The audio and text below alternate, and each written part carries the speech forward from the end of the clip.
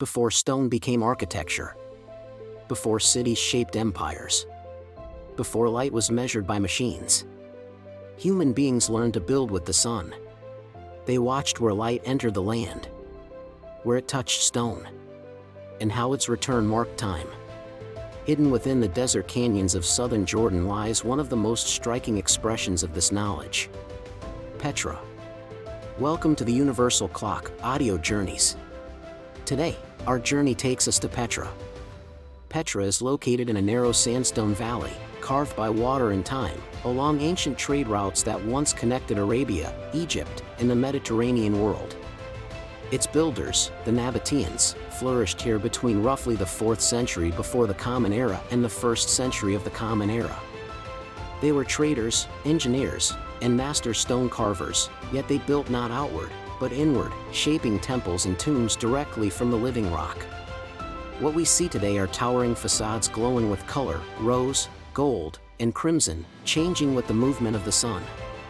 The most famous of these structures is the Treasury, known as Al-Khazna. It is approached through a narrow passage called the Siq, where the canyon walls rise high and light is tightly controlled.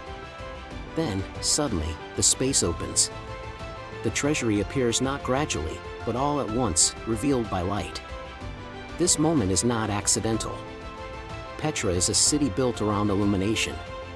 Across the site, monuments are positioned to interact with the sun at specific times of the year. At the Treasury, sunlight enters the canyon in carefully timed ways, striking the facade and interior with precision. Farther within Petra stands the monastery, known as Ad-Dair. On the winter solstice, the setting sun aligns with the structure, sending a beam of light deep into its interior and illuminating the sacred platform at the back. This happens only on specific days. Stone, shadow, and sunlight work together to mark time. Physically, these alignments rely on the fixed geometry of the canyon walls and the predictable path of the sun along the horizon. The Nabataeans understood where light would fall, months, even years, in advance. Petra transforms solar movement into an architectural experience. Why did this matter? Because Petra existed in a harsh desert environment. Water was scarce. Seasons mattered. Survival depended on precision. The Nabataeans engineered complex water systems, channels, cisterns, and dams that captured rainfall and sustained life. Solar timing helped regulate these systems. It guided ritual calendars, seasonal gatherings, and religious observance. Light became a signal, a reminder of renewal, transition, and continuity. The treasury itself was likely not a treasury at all, but a ceremonial or funerary structure, its purpose tied to beliefs about death, rebirth, and cosmic order. In Petra, the sun did not simply illuminate space. It activated meaning. Still, questions remain. How intentional were these alignments across the entire city? Were they symbolic, practical, or both? How widely was astronomical knowledge shared among the population? Scholars continue to study these questions. What is clear is that the alignments that exist are precise. The light arrives when expected.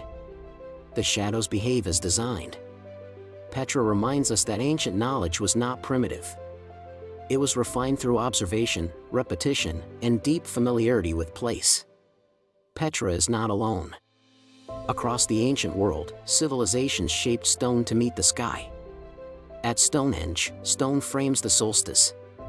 At Chaco Canyon, light cuts through shadow. At Giza, monuments watch the horizon. Different cultures.